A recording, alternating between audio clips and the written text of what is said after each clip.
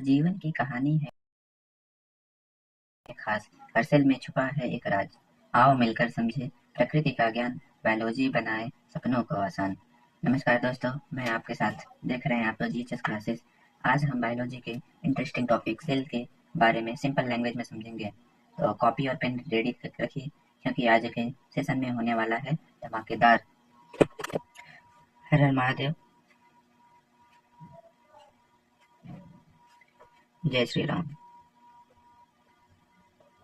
तो आज का टॉपिक है हमारा सेल। सेल सेल होता क्या है? तो पहले समझते हैं।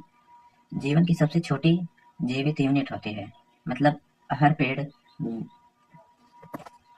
जानवर, इंसान सब छोटी छोटी सेल से मिलकर बने होते हैं। जैसे घर ईंट ब्रिक से बना होता है, वैसे ही सेल बना होता है। तो सेल की परिभाषा हम देख सकते हैं, इस प्रकार है। A cell is smallest living unit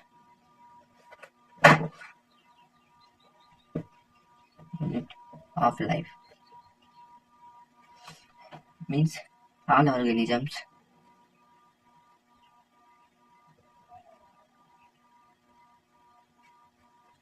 plant, animal and human. Means we can say living organism. So just like as a house is made of bricks, our body is made of cell. Understand? Just like a house is made of bricks. मतलब कि जैसे एक घर ईंटों से बना होता है, उसी प्रकार our body is made of cell. ये तो हो गया सेल्स का डेफिनेशन। एंड सेकेंड पॉइंट होता है who discovered.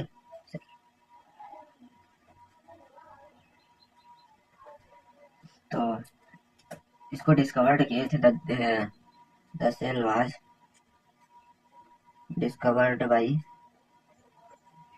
Robert Hooke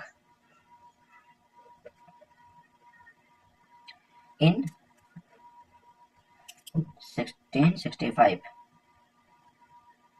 He देखे थे, he observed a thin slice of cork under a microscope and saw small box-like structure he called cell. Means ये कॉर्क के पेड़ होता है, उसमें ये ऑब्जर्व किए थे, स्मॉल स्लाइक स्ट्रक्चर था, तो उसको ये कह दिए सेल। इसमें cork under small box like. ठीक, अंडरस्टैंड। एंड थर्ड पार्ट आता है आपका टाइप्स ऑफ सेल। तो मेजरली हम इसको दो पार्ट में डिवाइड करते हैं, plant cell and animal cell. तो प्लांट सेल में जो होता है, इसमें सेल वॉल होता है और इसमें सेल वॉल, एंड इसमें जो होता है लार्ज वॉक्यूल होता है, एंड इसमें वॉक्यूल नहीं होता है, या कह सकते हैं स्मॉल होता है रेयर में। ओके। एंड थर्ड, इसमें जो होता है क्लोरोप्लास्ट होता है। क्लोरोप्लास्ट है, इसमें फोटोसिंथेसिस होता है, और इसमें जो होता है क्लोरोप्लास्ट नहीं होता। ये डिपेंड होते हैं। तो ये हो गया। अब हम बात करते हैं कि main parts of cells, simple explanation. Okay, so let's go. Main parts of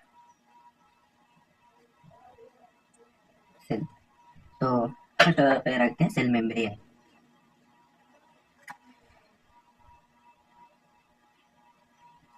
sorry, यहाँ पर देखने में थोड़ा मिस्टेक हो गया, तो आप अभी देख सकते हैं। प्लांट सेल में सेल वॉल होता है, एनिमल सेल में सेल वॉल नहीं होता है, और प्लांट सेल में लार्ज वॉक्यूल होता है, इसमें स्मॉल होता है और एयर में होता है, इसमें जल्दी नहीं पाया। तो इसमें क्लोरोप्लास्ट होता है, फोटोसिंथेसिस करने में मदद करता है, और इसमें क्लोरोप्लास्ट होता नहीं, क्योंकि एनिमल जो होते हैं वो डिपेंड होते हैं, तो इसीलिए। तो अगला है मेन पार्ट्स ऑफ सेल। तो फर्स्ट पे रहे सेल मेम्ब्रेन। तो cell membrane simple word topic में से पॉइंट ऑफ में outer covering of cell wall, मतलब कि सेल वाल का जो कवर होता है उससे पे रहता है outer.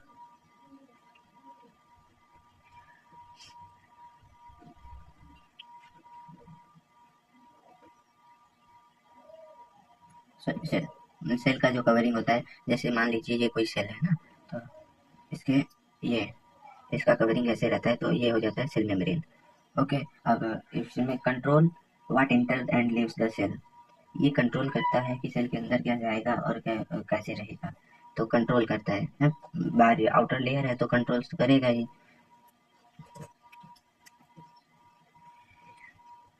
Enters and leaves the cell, क्या अंदर आएगा क्या बाहर जाएगा, तो ये कंट्रोल करता है।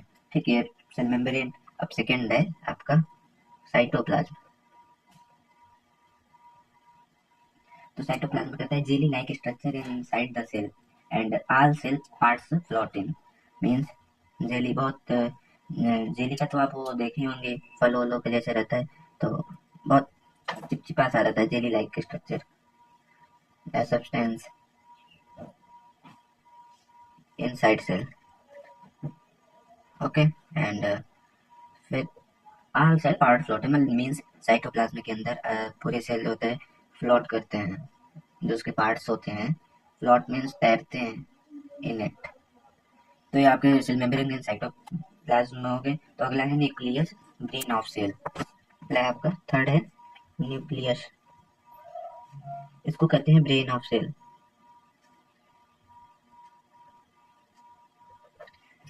ये control all activity of the cell, ये सेल की पूरी एक्टिविटी को कंट्रोल करता है। And contains DNA genetic material को भी कंट्रोल करता है। तो इसको लिख लेते हैं कंट्रोल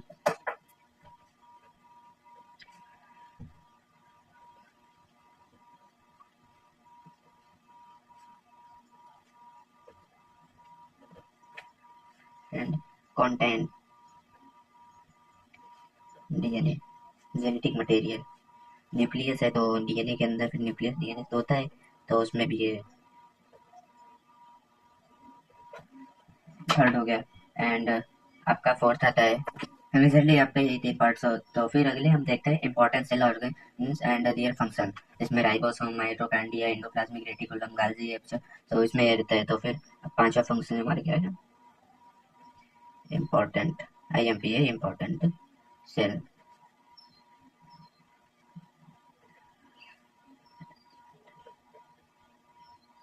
देयर फंक्शन, तो इधर हम ऑर्गेनेल लिखते हैं एंड इधर इसका फंक्शन। ओके, तो फर्स्ट पे आता है mitochondria.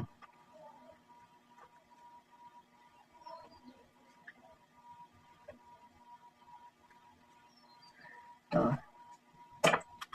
Produce energy, power house of the cell, इसको जो बताया सेल का पावर हाउस कहता है, ये एनर्जी को प्रोड्यूस करता है। तो इसमें हम लिख सकते हैं प्रोड्यूस एनर्जी ब्रैकेट में पावर हाउस ऑफ सेल। ये मेजरली पूछा जाता है कि सेल का पावर हाउस क्या है, तो आप आंसर देंगे माइटोकॉन्ड्रिया। सेकेंड है राइबोसोम। तो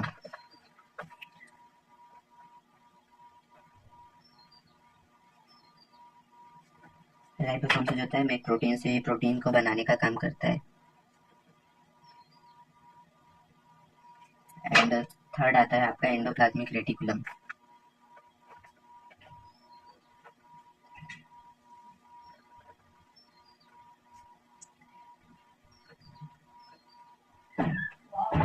तो ये जो होता है ट्रांसपोर्ट मटेरियल, जो मटेरियल्स होते हैं इसको ट्रांसपोर्ट करने का कार्य करता है, ट्रांसपोर्ट मटेरियल्स।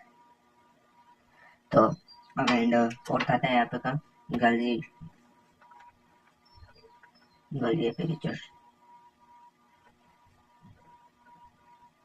तो ये तो pack and distribute the protein, मतलब जो राइबोसोम प्रोटीन को बनाता है उसको ये पैक करने का कार्य करता है गल्जी। लिख लेते हैं pack distributed proteins and fifth आपका वोक्यूल आता है। वोक्यूल ये आपको प्लांट सेल्स में पाया जाता है।